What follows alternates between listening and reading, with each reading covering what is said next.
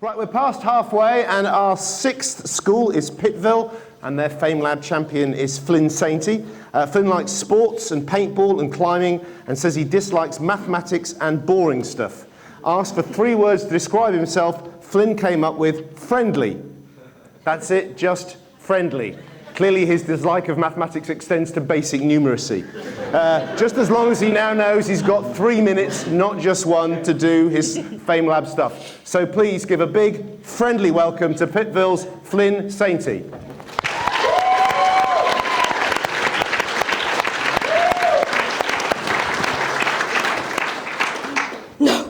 No! Why didn't 2016 find a planet we could move to when our Earth dies? No! Now I have nowhere to go.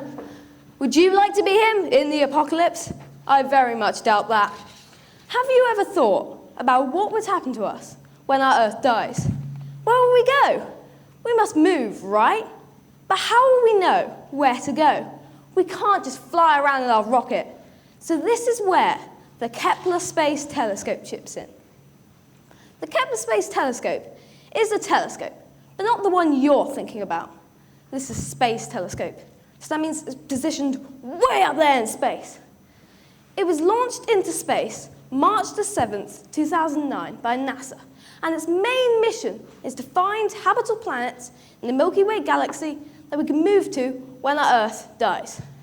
Data returned will allow scientists to estimate the number and sizes of planets in other solar systems.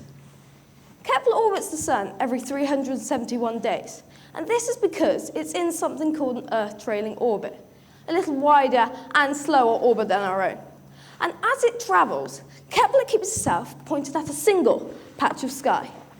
Sensors monitor the brightness of more than 150,000 stars, looking for drops in light that could indicate planets passing in front of their stars and creating something called dips. So, for example, I've got my light, which represents a star, and I've got my planet, and it passes in front like this, creating a shadow. Obviously, dips do not happen like this because it takes a whole planetary year for it to go round so we can see it again. And also, it wouldn't cover up the whole of the star because it's much smaller than the star. At the heart of the telescope is an array of 42 camera sensors, each specifically designed to detect these dips. As of September 2012, Kepler has identified 2,300 planet candidates. Many of them still need to be confirmed, but at least 80% of them are said to be the real deal. So this is how we can use the Kepler Space Telescope to find habitable planets in the Milky Way galaxy we can move to when our Earth cannot support us anymore. All we need now is a powerful rocket to get to this place when the time comes. Thank you.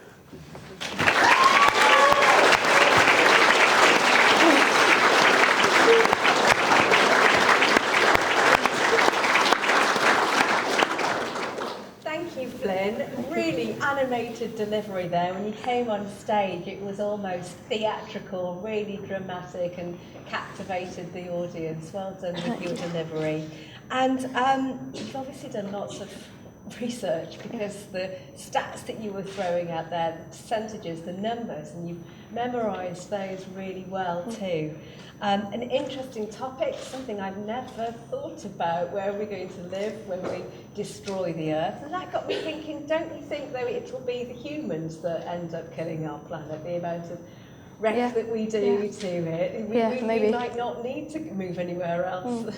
There might just be, the planet left in whatever sorry state it might be. That's a cheery thought whether you win or lose tonight, really. Well, I thank Flynn for putting that seed in my brain. So, if we did move to another planet and you were powering that space rocket, where would you like to go? Well, Kepler has identified this space. It's called a cousin of Earth, and it's like not really, really, really far away. It would be enough if we had a starship to get everyone to there. To that planet, and it's basically 60% larger than Earth, but it's got like the same sort of stats as our Earth right now, so it would be able to hold life. So that's where I'd want to go.